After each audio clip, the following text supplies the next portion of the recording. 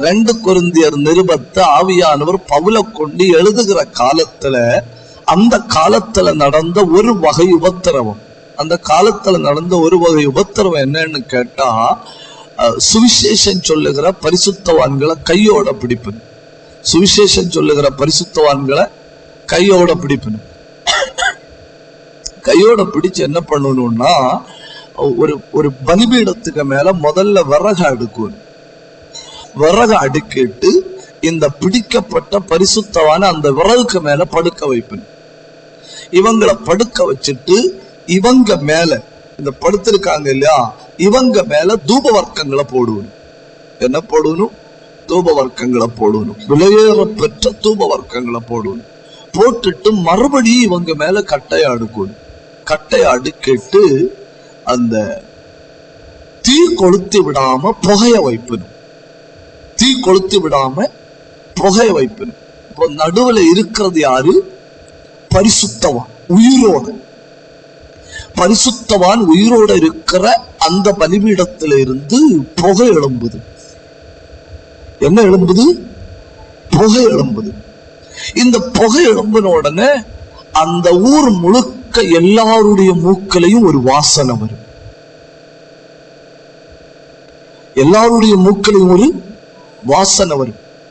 இந்த பழி வாங்கணும்னு துடிச்சுட்டு இருப்போம் இல்லையா, அவங்க மூக்கல இந்த வாசனை வரும்போது என்ன நினைப்பனும்? ஒரு நீதிமான கூட அழிச்சிட்டான், ஒரு நீதிமான கூட அழிச்சிட்டான். இப்போ ரட்சிக்கப்பட்டாங்க இல்லையா, அவங்க மூக்கல இந்த வாசனை வரும்போ, ஓ, ஒருவன் தெய்வராஜ்யத்துல பிரவேசித்து விட்டான். சரி, தப்புதான், உங்கள்கிட்ட சொன்னது தப்புதான். பழி வாங்கணும்னு நினைக்கிற ஆட்களுடைய அந்த மூக்குக்கு என்ன சொல்லுவீங்க? முகம். முகத்துக்கு நேரம் இந்த வாசனை போகும்போ அவங்க என்ன சொல்லணும்? ஒருத்தனை கூட நாங்க மேற்கொண்டு விட்டோம் அப்படின்னு அந்த வாசனை நினைப்பணும். அதே நேரத்துல அதே தேசத்துல இருக்கிற இன்னொரு ரட்சிக்கப்பட்ட தேவ பிள்ளை என்ன நினைப்பான்? சுவிசேஷத்துக்காக பிரயாசப்பட்ட ஒருவன் தெய்வ ராஜ்யத்துல பிரவேசித்து விட்டான். இவன் மூக்குல அது நற்கந்தமா இருக்கும். இனி ரட்சிக்கப்பட்டா என்ன, ரட்சிக்கப்படலன்னா என்ன, அவங்க யாரையும் உரசிக்கிட மாட்டணும், அவங்களால யாருக்கும் தொல்லையும் இல்ல, தொந்தரவும் இல்லை. அப்படி கொஞ்சம் ஆட்கள் உண்டு இல்லையா, அவங்க முகத்துல இந்த வாசனை போம்போ மரண வாசனை. யாரோ செத்து போனாங்க, யாரோ செத்து போனாங்க.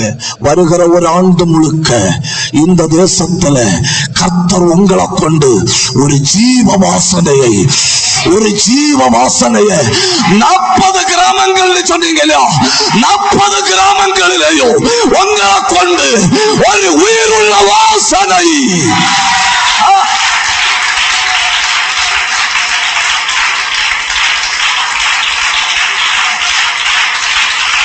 ரட்சிக்கப்பட்டவர்களுக்குள்ளேயும் கெட்டு போகிறவர்களுக்குள்ளேயும் இந்த தேசங்களில் எல்லா மனிதர்களுக்கும் நடுவில் கர்த்தர் உங்களை ஜீவ வாசனையாய் வைப்பாராக.